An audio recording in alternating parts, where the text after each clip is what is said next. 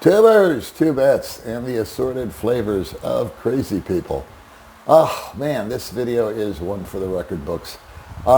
Picture, if you will, that you wake up one day and you've just lost the use of your legs. And by the next day, the following day, you've lost the use of your arms. And there was no incident. Nothing, you didn't fall down, you weren't in a car crash.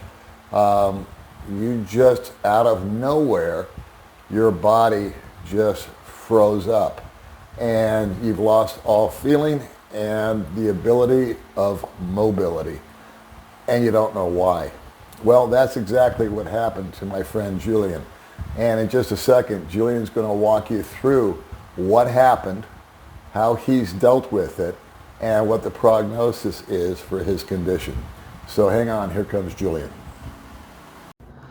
All right, kids, well, here we are with Julian, and I'm unhappy to tell you that we're in the hospital, but I'm going to let Julian explain why we should all be happy. So, Julian, what the hell happened to you? About 4 weeks ago, I woke up and I was going out to get on my treadmill, as I usually do, and all of a sudden I felt weak in my legs, and as the day progressed, I felt weaker, finding myself having to hold on to the staircase rail, and by the end of the day, I could not sit up. I was in bed. In 24 hours time, my whole lower body was paralyzed completely. By 48 hours, it had moved up to my arms, shoulders, and everything. I couldn't even pick up a phone, a remote control, or anything. So we immediately started trying to deduce what happened. We had no injury from a motorcycle wreck or anything, nothing that had been triggered. It just had started out of the blue. So anyway, first thing we did, we have some natural healers that they come by, and they came by and gave us herbal medicines and stuff, and said it would keep my strength up and help improve things. So after about 3 or 4 days, we went to a hospital here in Dummageddon, which I won't mention, but service was pretty good and all, but they did our blood tests and all and said everything came back negative. But they immediately suggested that we do a treatment called for autoimmune deficiency. So it kind of made me nervous because the treatment's around $10,000 to do it, and they wanted to do it so quickly. So me and Paul were talking, and he gave me some good advice. He said, why don't you consider getting a second opinion? So we waited a few more days to try and pull some money together just in case. So Paul helped get me over to Ace Hospital. And Sean. Yes, and Sean, my good friend Sean from South Carolina, old Carolina boy.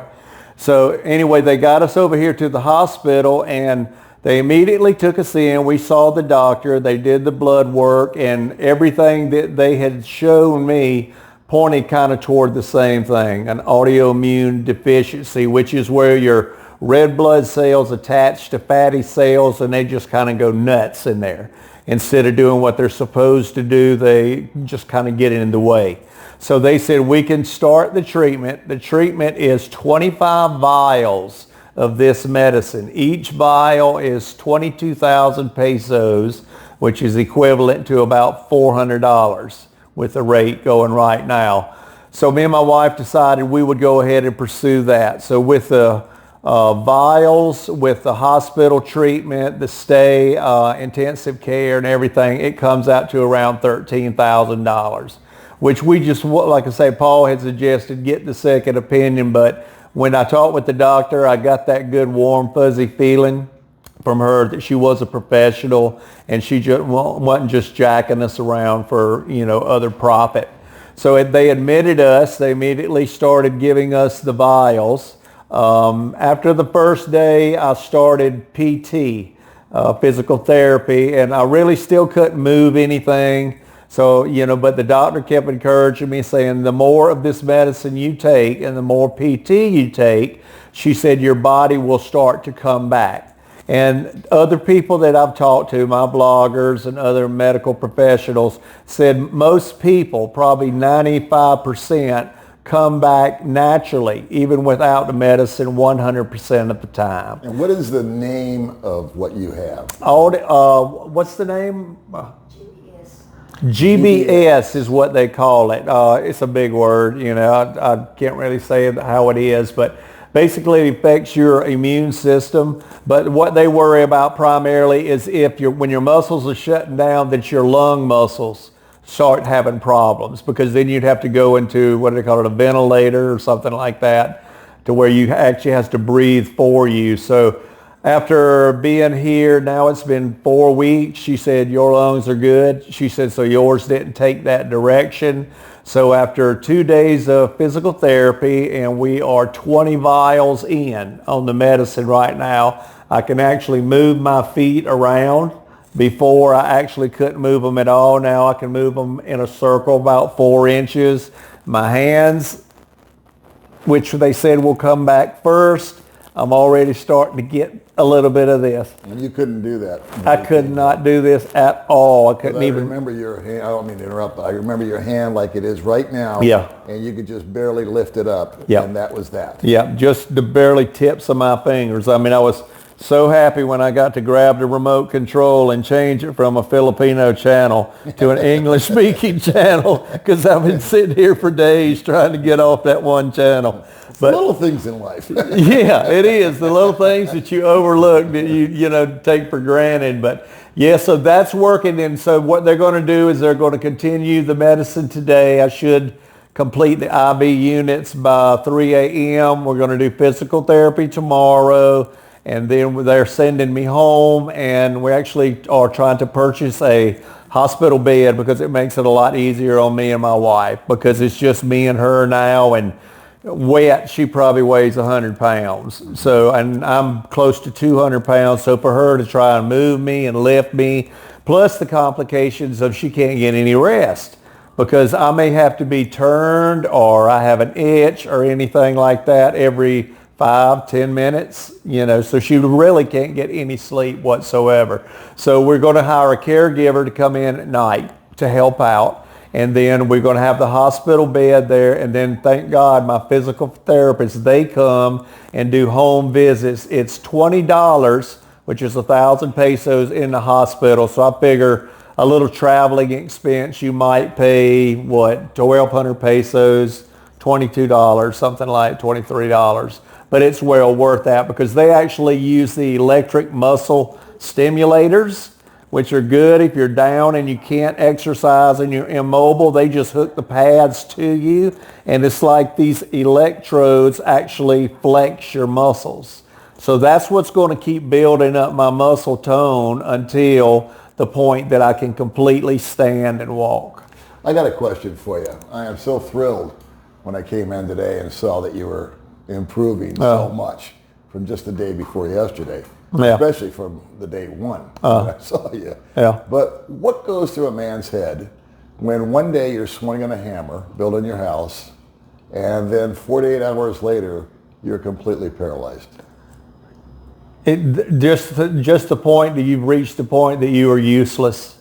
And what do you do? How do you structure your life if you're useless? If you can't walk, you can't drive, you can't walk in any cabinet in your house and just reach up and pick something up. Things that I can do, because like a little mechanic thing, fixing doors or something with a screwdriver that, I can't really explain to my wife. So it's all those little things or whatever that you're losing. And then you try and, set your mind up for thinking, okay, if I'm in this situation and it's going to be longer than I thought, because some people have been in it like 6 to 8 months, so. Well, I mean, prior to being diagnosed, when you were at home and you couldn't move, were you fearful that was going to be a forever thing? Yes. Okay. It scared the hell out of me. Yeah, scared the piss out of me too. Yep, scared me more than anything was when, like my wife, she just ran outside and she said, I've got to go take care of something. So I'm sitting there and I realize I can't use my phone. I can't even unlock my phone. So if something happens, anything could happen. For instance, I had to urinate that day. It was about to kill me. Yeah. I could not call anybody. So that feeling, it scared me to death that I may be like this long term. You know, if my wife wasn't here right now, I have no idea what we'd be doing because I got kids in school. They can't just quit school. Yeah, big shout out to Richie, your wife. Yeah. Been by your side since the first minute to the last. Yep, absolutely. You know. So I think everybody watching is going to be very, very happy for you and the story. And well, I guess what's the moral of the story? I mean, you went to one doctor and she misdiagnosed you. Yeah. And then we came over here and we had to go through quite the circus just to get a doctor. Yeah. We were downstairs, we were upstairs. Yep. We were getting phone numbers. We were told to come back another day, make an appointment, rot. And then finally we got the bright idea just to go to the emergency room. Yep. And then the woman was here and she diagnosed you in like 15, 20 minutes, I think. Yeah. I remember correctly. Yeah. So if I'm thinking along the lines the moral of the story is pre-plan everything. Go ahead and go to your hospital and visit your doctors here and find out, because a lot of these doctors, they only visit the hospital. They're not necessarily here at an office they have. It could be in another hospital. Some of them don't even have offices. So if you even get admitted in the emergency room, you might sit there 12 hours. It's luck of the draw. It is. Because I know from experience myself, when I needed a dermatologist, they just go from hospital to hospital to hospital to hospital. And it's just, we were just lucky that she was here. Yeah. And the other neurologist that you met at the other hospital was really young. Yeah. And I think inexperienced, because the second doctor, the one that's treating you now, picked up on that. Yeah. She quizzed you. She didn't comment about it, of course. Yeah. But I could see by looking at her, she was thinking, yeah, that one needs a little more experience. Yeah. So $13,000, that's a large sum of money. However, you have the ability to take care of that. And I think this drives home the point that people coming over here, they cannot downplay the emergency fund. Absolutely. Or the money in the bank. Yep. In case of whatever. Yep. Because it will happen. I mean, I even when I was over here in 2018 and I felt bulletproof, I still had motorcycle accidents and I got sick and things like that, So, I mean, even on my channel, I try and suggest to people to have a minimum of between $15,000 and $20,000 set aside just for emergency. Because, for example, if this here didn't work in Dumb and Getty, we were going to have to plan a big production to get me to Manila. Well, it was a big production to get you here. Oh, you yeah. looked like the Beverly Hillbillies. Oh, yeah. Just strapped Going down Main Street with me in the wheelchair in the back, man. in the back of a truck. Yeah, on parade here, But, just the other factors, like if we would have had to fly to Cebu, there was the problem of how you going to get from the airport to the hospital. Right. A taxi driver can't lift me up. Right. They're not going to do it. So we had to meticulously plan out, we'll fly to Manila, we'll get to the airport, we'll call an ambulance. Let the ambulance take us straight to the hospital. So you have plans here in advance of, hey, what if this happens? What if you're here with your wife or girlfriend and she's visiting her family on another island and something like this happens to you? Who are you going to call? Right. Who are you going to call? Well, I think what I'll do on this is, with your permission, is I'm going to go ahead and put a link, because you have a YouTube channel. Yeah. And I'll just promise the folks here and now, if it's okay with you, that you will do updates on your channel. Absolutely. As to your condition. Yeah. Not my channel. Yeah. And I'll also put the name of the condition on there, GBS. Yeah. I knew it 10 minutes ago, and now it's, Yeah. But I'm 68 years old, so I'm entitled to play the senior card. I Yeah. forgot. Yeah, and they say this is pretty common in the U.S., but it's not real common here. Yeah, I Googled it, of course, when we first heard what it was. Mm-hmm. And 1 in 100,000 people are actually affected by this. Yeah. And one of the things that we didn't mention, and I know it's an unpleasant topic, but we'll just get through it quick, is you had severe diarrhea. Yeah. And that's one of the signs of this. Yep. And so it usually starts with that. And then you start getting the numbness, what was it, in your feet? And then it worked its way up? Yep. Is that Started the way it in my worked? feet and went straight up. It was a rolling paralysis. Okay. It took probably 72 hours to complete me, put me out of action. All right. Well, you are on the road to recovery, my friend. I'm sure everybody is very pleased to hear that. Can we get you to lift your arm for us one more time, just as a sayonara? There you go, man. Rock on, Jules. Right on. We'll see you on your channel. Right on, guys. Enjoy the day. Later, guys.